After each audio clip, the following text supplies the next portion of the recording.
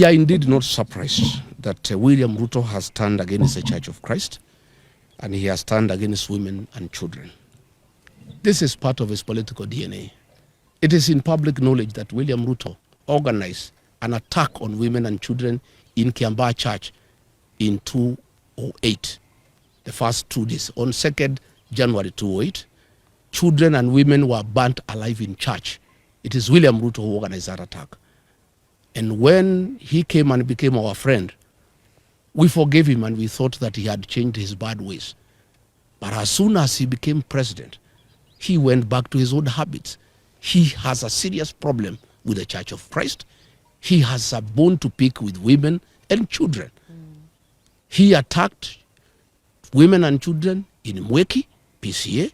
He attacked women and children in Kariobangi. He attacked women and children in Gatondo. Today he has attacked women and children in Wetima. William Ruto, we had thought that you have changed your bad habit of killing women and children in church. Apparently you have not changed.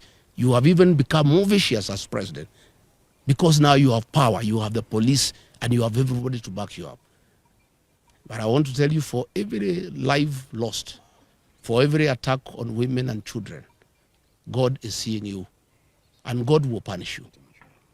We want to appeal to the international community to come through for Kenya. William Ruto is setting the stage for civil strife ahead of the elections because he knows he's losing. He wants Kenya to be like Tanzania or like Uganda. I want to tell William Ruto, Kenya cannot be Uganda and it cannot be Tanzania. We want to call on the international community, who are our friends, to come through for Kenya. This impunity by William Ruto, setting the stage for civil war ahead of the elections, must be checked, because the people will not take it. And what has happened today has set the temperatures extremely high. The people are agitated. And I want to tell William Ruto, my former boss and friend, I understand your frustration that you have lost a mountain and you are trying to do everything to regain it. But this is not the way. Attacking churches, attacking women and children, trying to kill leaders, you are simply making the situation very difficult. The people of this region whom you have declared war on are hating you much more than they hated you yesterday. There is no way you can force the people of this area to support you. And use of police and goons will not help you. And this is just making the situation more complicated.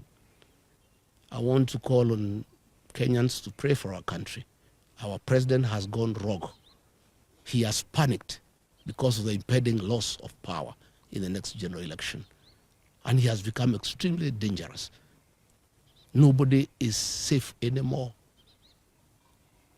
If he can attack the church that prayed him into power, I think he has gone rogue. And this is totally unacceptable. I've seen a lot of nonsense by government bloggers trying to say that we can stage manage our own attack. Where can we get access to tear gas? Is it sold in a supermarket or in Gikomba? Where do we get access to AK-47 assault rifles? Where do we get access to government land cruisers? Where do we get access to police uniform? We can't. And Kenyans are not foolish. I know that is the narrative they have been trying to do to bring so that they can arrest my supporters and my security and try to blame them. But today's happening is recorded. The vehicles are there. The policemen are there. The ones in uniform, the ones in civilian. It's all recorded, the tear gas canisters, the cartridges. Please, Kipchumba, Murkomen, don't play around with the minds of Kenyans. Just make a decision. If you want to make this country ungovernable, well and good. If you have decided to use the police to kill, go ahead. And I want to invite the members of the National Security Council outside William Ruto, Kithure Kindiki, and Kipchumba Murkomen. Those three have stopped thinking, and they really don't care about the security of this country. I want to ask the Chief of Defense Forces, the IG, the Director General of NIS, to sit down President William Ruto and tell him that if Rigathi Gachagua is assassinated or injured, there will be turmoil in this country. And there will be instability in this country.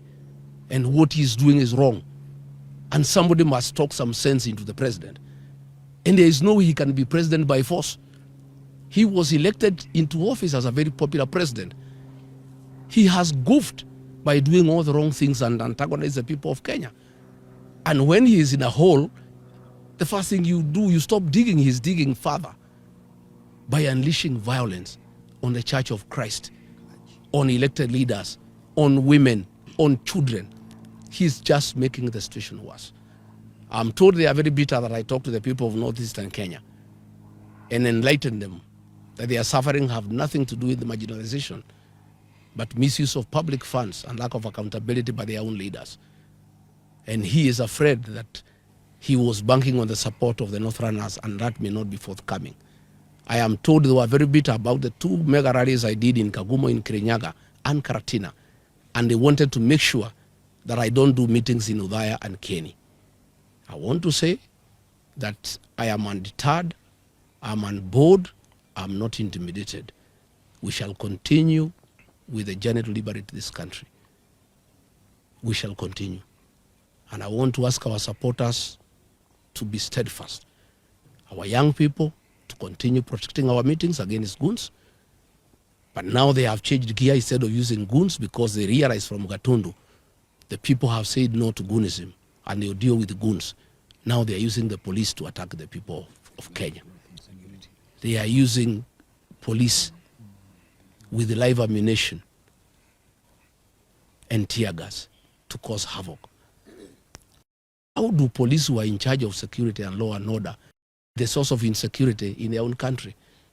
How do police turn against innocent women and children and beat them and fight them with the live ammunition, with the tear gas? I think the president has gone berserk. The reality that he'll be one term is too much for him to comprehend. And he has lost his head. I think we want to call the president to order. William Ruto, you killed our children and women in Kiambaa Church. Please stop attacking churches. Stop attacking women and children. Stop attacking leaders. Today, William Ruto, I want to assure you, this mountain is lost. Even if you killed Rigathi Gachagua, the mountain will not come back to you. It will even be more difficult for you than it was when I'm alive. Even if you injure me or you injure these leaders, the mountain gets away from you every day. The more you fight us, the more you unleash violence on us, the more you attack our churches, the more you attack our women, the more you attack our children, the more the mountain distances itself from you. And people are regretting having voted for you because they knew you are not a good person. You had killed women and children in church, and they forgave you, thinking you have changed your ways. Kumbe, you are still the same person. I want to thank the Reverend at Witima ACK Church and the clergy and the lay leaders and the choir. They are the ones who saved my members. They gave them uniform for the choir and were able to sneak out of the church. One of the Reverend gave his robes and uniform to one of my bodyguards who was targeted to be shot. And he was able to escort me looking like a priest. And when they saw he's a priest, they did not shoot him. They wanted to shoot him. I want to thank them. I want to thank the church. I want to thank our women and our children for the prayers. I want to thank the Christians. Kenya is a resilient nation. All these things will pass. And I want to tell the people of Kenya, the darkest hour is just before dawn. We are just about to get there. I think the worst is just about to be over. And I can't understand how William Ruto has turned against the 2 blocks of Kenyans that voted him into power. The Church of Christ prayed him into power. He has turned against the church. The Mount Kenya region that gave him almost 4 million votes, he has declared war on the mountain. I don't understand him anymore. I don't know why he has turned against the church and the people of the mountain. I want to address the people of the mountain. Please don't be intimidated. You have a right to elect whoever you want, and you have done nothing wrong by saying you are not going to elect William Ruto. Don't be intimidated. Be courageous. Be strong. We'll win this journey. So as I wind up this press conference, I want to thank the members of parliament here for their courage and for their lessons. I know it is not easy, it is difficult, but we'll conquer. No retreat, no surrender.